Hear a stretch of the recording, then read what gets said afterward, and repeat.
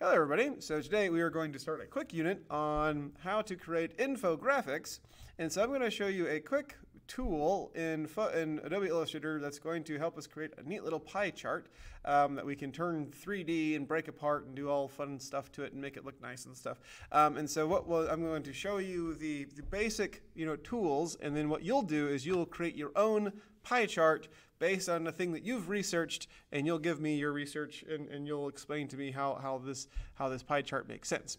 All right, so infographics, obviously, you've got information that's being conveyed in a graphical format, so it's pretty simple. And this is very popular to put out there on the internet, on social media, Facebook, Instagram, things like that. You see them all the time. Very, very helpful, like in this age of short attention spans here.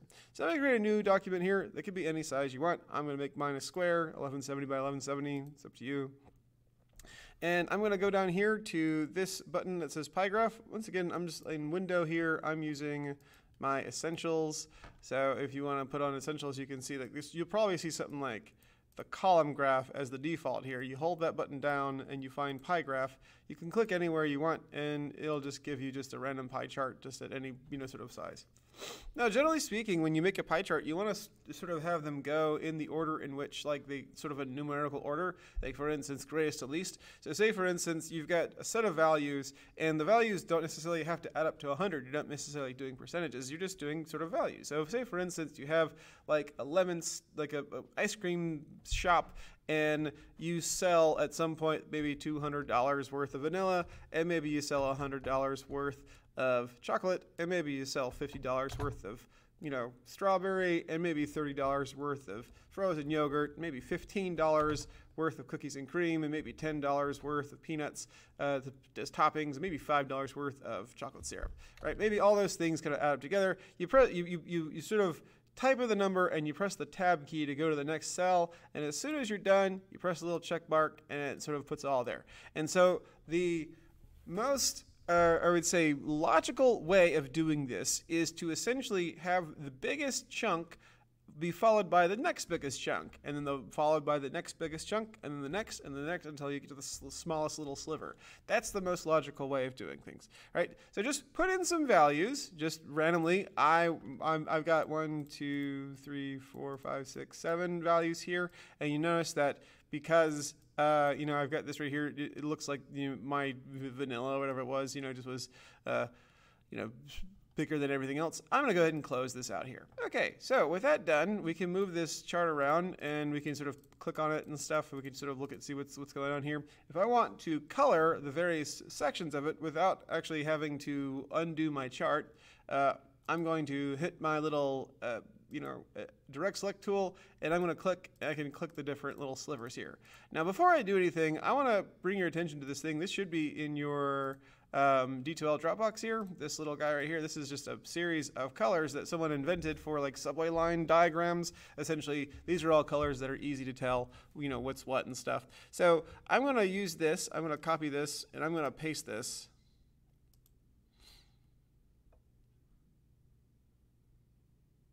here. And so if you just want to paste that or drop it in there into your document, what I'm going to do is I'm going to go back and forth between using the A button, the direct select tool, and the I button, the eyedropper. And I'm just going to choose a couple different colors here. I'm just going to go through the list, starting with maroon, and then maybe going to orange, and then maybe going to yellow, and then lime, maybe green, and then blue, maybe purple, and then how about navy? Okay, there you go. Okay, so just choose the colors that you want to go to, and just make sure that like colors aren't necessarily touching like colors. It helps to have complementary colors touching each other. And then I'm going to put this off to the side for a second here. I'm just going to drag this off to the side. I'm going to draw myself a circle. Hold down Shift and just draw a little circle here. And what I'll do is I'm going to click on these two things, hold down Shift and grab this guy. I'm going to center both of these into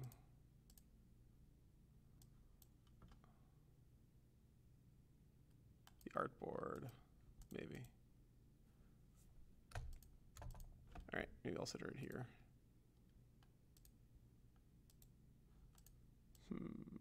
All right, so I'll just drag it into the center. Okay, the reason why I want to do this is because I want to sort of drag all these different things sort of out from each other. So this is the last chance you'll have. The next step is going to basically eliminate your chart, essentially. So if I were to, like, say, for instance, select this object here and then go to my pie graph tool, window, graph styles, chart. I tell you what, I think it's about over at this point. Anyways, the whole idea, the next thing we're going to do is we're going to break this up and sort of separate these guys. So I'm going to go to Object, Expand Appearance, and then Object, Ungroup. Oh, wait, Ungroup. One more time. Oh, yes, okay. And so with that done, once again, Object, Ungroup. Now I can grab these little guys here and I can sort of drag them out until they sort of hit the outside of the circle here. So I'm sort of see if I can't drag them in as straight a line as I possibly can from like their corner, like so like their radians here. Let me get a little closer here. And I'm sort of drag, so they're all kind of equidistant from the center. Like so.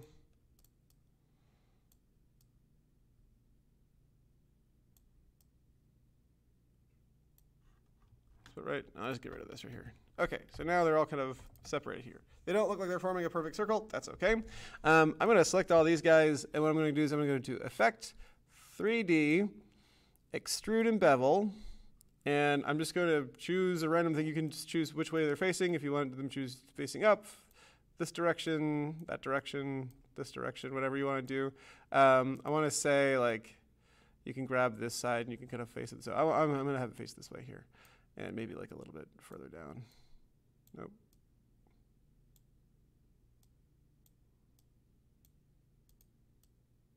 That looks good. So I've got -20, -37, 7. Press OK.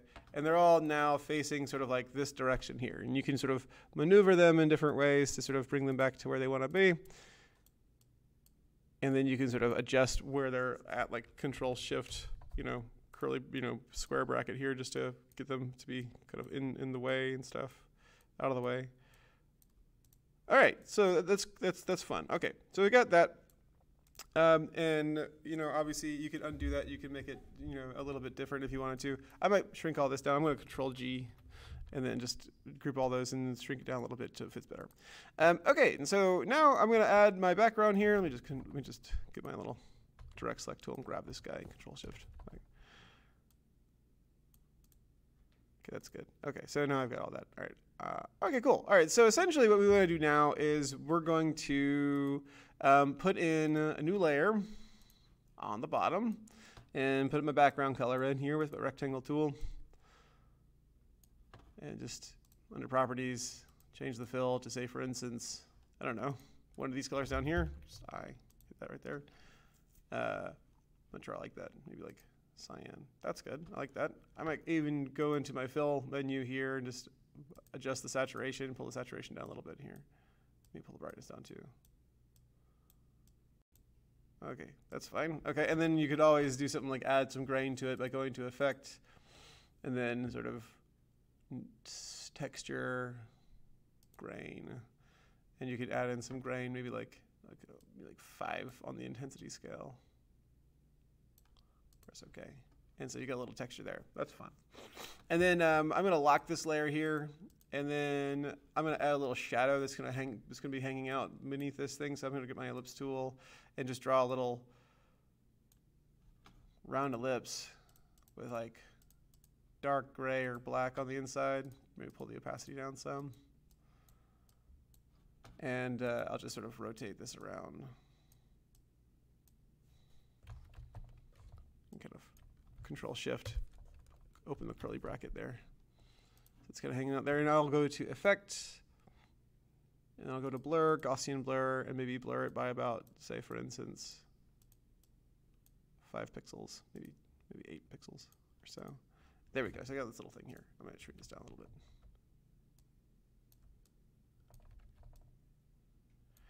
And just sort of group these together. Control D. There we go. Okay, so it's kind of hanging out there. Looks like it's floating. All right, so now we can add in our text and titles and stuff. So essentially, what I did with this was I created a little infographic about like ice cream sales.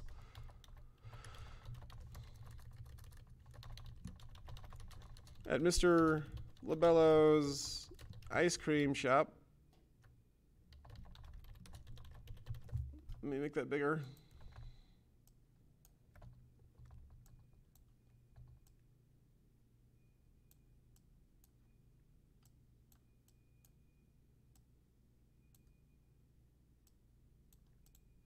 Okay, and then I'll just maybe change this to a different font. Obviously, you always want to change it to a different font besides Me Read Pro. Maybe like my favorite. And I'll just sort of justify this. Recenter it. I'm not sure what's beeping out there, but there you go. All right, I'll just center this here. Maybe make it white, a little bit cleaner. And then what I'll do is I'll just create like a little text box down here, and I'll make it smaller. Like I might make it like a cleaner font, like say for instance Century Gothic, and I'll just say like, you know, vanilla. It's okay, you can say vanilla. Caps lock off, and maybe make it a little bit bigger.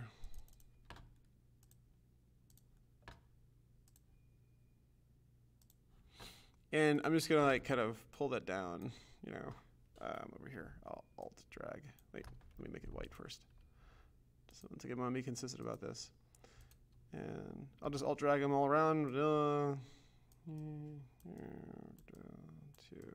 Whoops. Okay, and then we'll take my pen tool here, and we'll just draw some lines, kind of going around like. Hold down Shift and make them like mostly right angles, and Control click. Well, actually, we'll just go over here. The fill should be off, and the stroke should be white and a little bit bigger.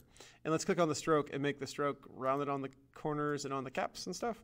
And I might make it like 10 pixels, maybe 8. Okay, that's good. Control click and just keep going. Just keep adding. So I'll just like.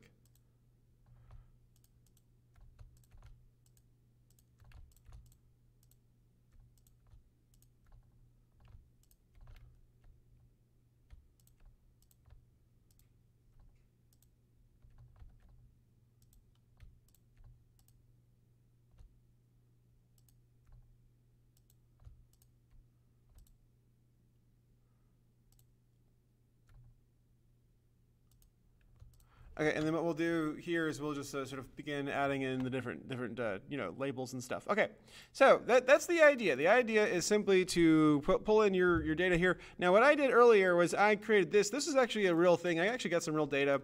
But this is George's. George's top 10 exports, and I can put this down here. So this is 2018. So I was looking at this website here. I don't know how trustworthy this website might be. As far as I can tell, this is just who knows. But they have their own sources down here, so you can kind of like double check those. So that's a good little aggregate there. You always want to kind of go back to first primary sources. You don't really want to go to these things here because they can easily sort of tell you that they got it from the site, but you always want to follow those up. So essentially what I'm going to do is I'm just going to kind of put in sort of just very short descriptors. And what I want you to do is I want you to take these same tools here, and I want you to essentially create your own accurate pie chart that of something that interests you. So like say for instance how the past for instance the number of people who have green eyes versus blue eyes or something like that. So something that kind of interests you in terms of like how it breaks down in terms of numbers and stuff. So I'm going to go through here and I'm going to see if I can't fix this right here. So I've got aircraft, and I went in order once again. So aircraft, gas turbines, business automobiles here. Let's keep going. So I'll just do aircraft.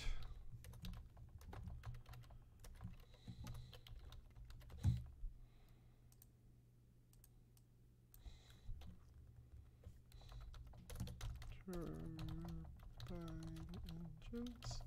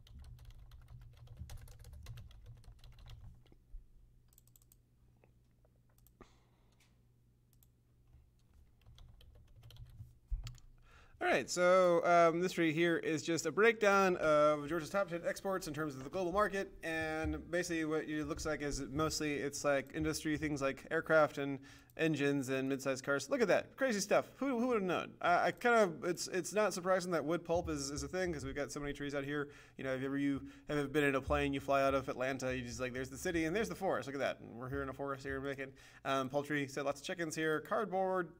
That's interesting, right? Large aircraft, that's neat. You know, apparently they're making stuff over Dobbins or Boeing and whatnot, or all that stuff. Modems, didn't know that. Didn't know we were making modems here. And then liquid natural gas, that makes sense. Kaolin, the clay, that's, you know, that makes sense too. Okay, so essentially what you want to do is you want to make this as readable as possible and make sure that these things that you've got kind of going on are as, you know, easy to kind of pick apart and tell which direction they're coming from. So make sure that you've got all that sort of separated and stuff, and then just take a look at it and make sure the colors look nice. And give me your sources down here so I can kind of take a look at them, and then export this as a JPEG and turn it into D2L. Very cool. Can't wait to see you guys produce. See you in class.